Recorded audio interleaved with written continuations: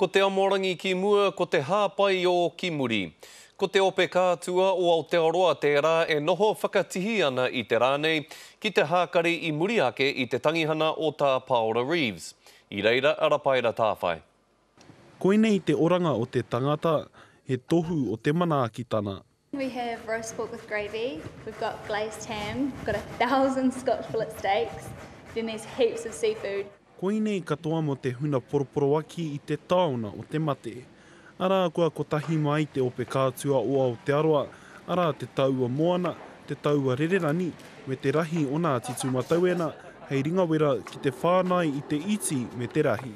What we do is we do a lot of planning and logistics, and we meet with the various groups and sit down and have a meeting, and then this is the end result of all that planning.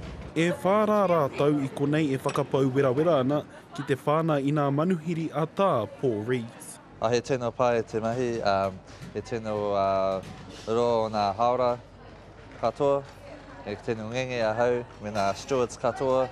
Ko āpiha John Walker te kaiwhakahaere i ngā mahi i roto i tēnei whare. Ko ia kei te tono haere i ana kaimahi kia tika katoa mo te marea. We'll be silver serving the top table and making sure that everybody here is well fed.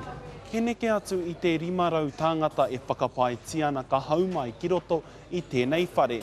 Engari ko tā rātou kei kore tēnei whare e ki i te tangata, no te mea ko te nuinga kei te haere atu ki te koronei hana.